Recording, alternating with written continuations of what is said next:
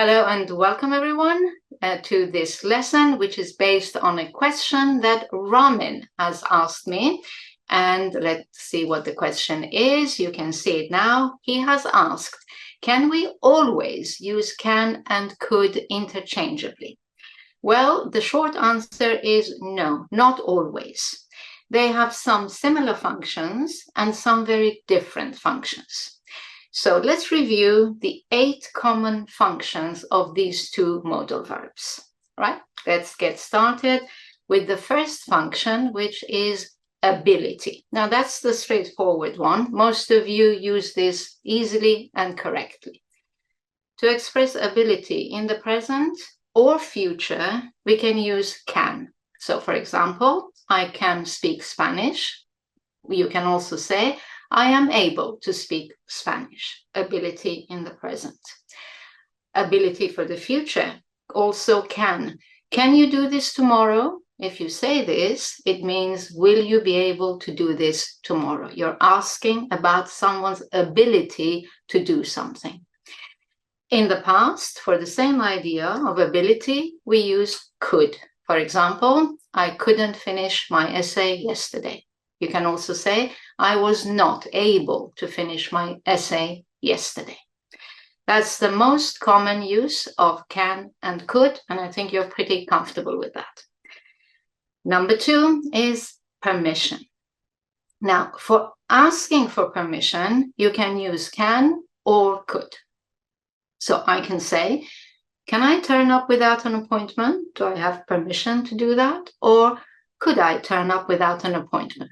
The only difference is that could is more polite when you use could. Could is always more polite than can when you ask a question.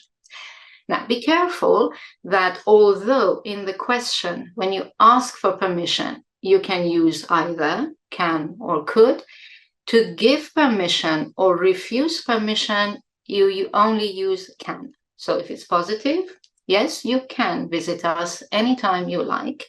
And if it's negative, refusing permission, no, you can't just turn up. You need an appointment. So I think that's not too bad yet, still pretty clear.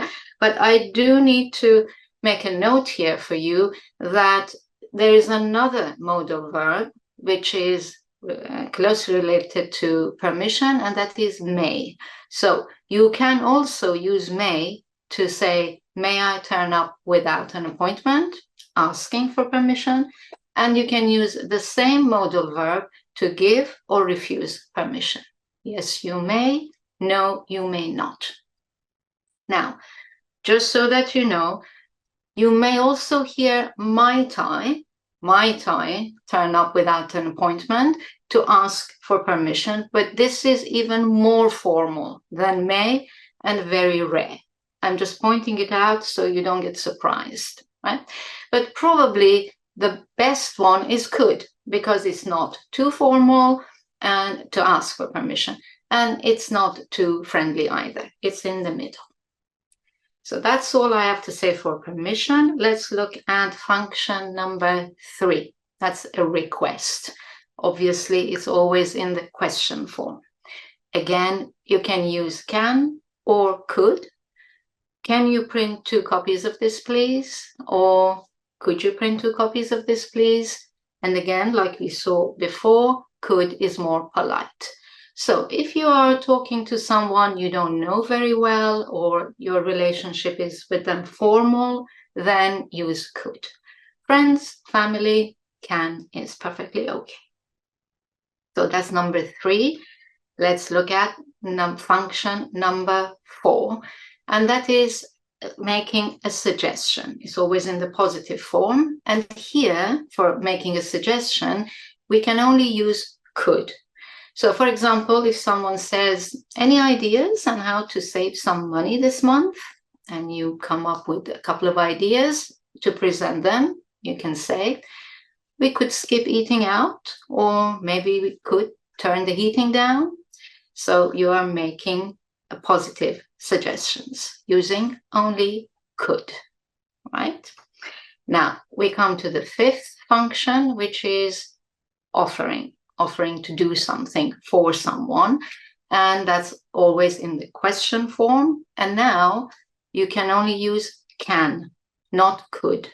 So you see someone needs help, you can say, can I help you with anything? Or can I get you a drink?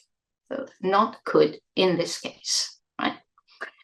Now, finally, well, almost finally, we come to the idea of possibility. And that's where things can get a little confusing. So let's hope I can clarify it for you. Sometimes we want to express a general possibility, make a general statement about something, a fact. In this case, for the present, it's only can that works. For example, in this region, the weather can suddenly change. A general fact, a general statement. Now, if we wanted to express a general fact or make a statement of general possibility, in the past, obviously, we changed to could. For example, in the region where I grew up, the weather could suddenly change. So just bear that in mind, and because once we look at the next function, which is expressing a specific possibility, you notice that can is no longer possible. That's probably the trickiest thing to remember, that if the possibility you're expressing is specific to a current situation or a past situation or a future situation, but it's specific, it's not a general statement, there's a specific context, can doesn't work anymore. You need to use could. For example, in the present, we can say, oh, there's a present situation, a bit of danger, watch out, this could be a trap, a possibility that this is a trap. Or we can use it in the past. She's late. Could she have missed the train? Is there a possibility? Is it possible that she has missed the train? And also the same word, could, for the future. It could rain later today. There is a possibility, a positive possibility that something will happen later. So the point to remember here is not to use can. So don't say things like, watch out, this can be a trap, or can she have missed her train, or it can rain later today. That's probably the most common mistake that I hear. Keep it to could, or there are two other modal verbs you can use. So here's a note for you for this particular function, that you can also use may or might for a specific possibility. So it's possible to say, it could rain later today, it may rain later today, it might rain later today.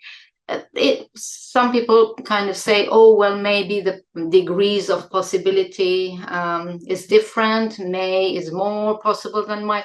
I wouldn't complicate things. Just say, if you want to express a specific possibility, you can use any of these three modal verbs, but not can. Now, if this specific possibility is about something not happening, so we have like a negative possibility, it's possible that this will not happen, you must only use may not or might not. Don't use could anymore. So if you want to say, it is possible that it will not rain later today, then the only modal verbs you can use are may not and might not. It may not rain later today, or it might not rain later today. So, and last but not least, now we want to express impossibility. So it's a bit different from what we just saw.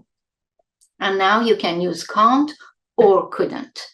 So if you want to say it is impossible that this is a trap, then you can use either. Don't worry, this can't be a trap. This couldn't be a trap. There is no possibility, right? We can also use the to for the past. So, for example, to express that it is impossible that she has missed the train, we can say, I saw her on the platform. She can't have missed the train, or she couldn't have missed the train. I do believe that for this possibility thing, because that's where things get a bit complicated, you probably need to listen to this part of the lesson a few times and make some notes. But just hopefully to help a little more, I've made a summary of what we've just looked at. So for ability, present and future can, for past, could. Okay. For permission, if you're asking for permission, can or could, both are okay. Could is more polite. But to refuse or give permission, only can or can't. Requests, both are possible. Again, could is more polite than can. For a suggestion, only could. For an offer to help, to do something, only can. For a general possibility, making a general statement, only can. For a specific possibility, only could. And finally, for a specific impossibility, can't or couldn't. So maybe this little table will also be helpful to copy and then review. Okay? So it brings us back to the question from Ramin, which I answered briefly in the beginning. Can we always use can and could interchangeably? As you can see, no, not always. In fact, the only case where we could use them fully interchangeably was impossibility. And the other two cases one was asking for permission and the other one was making a request. Yes, we can use them both interchangeably, but the degree of formality changes. So they're not exactly the same, but similar. Right, I hope this has been a little bit helpful to clarify the different uses of can and could for you. And if you want to review it a few times and make some notes, that will help you even more. I hope you've enjoyed this lesson. For more on this topic, click here. Remember to also check out my complete online course and don't forget to like and subscribe. Thank you for watching and happy studies!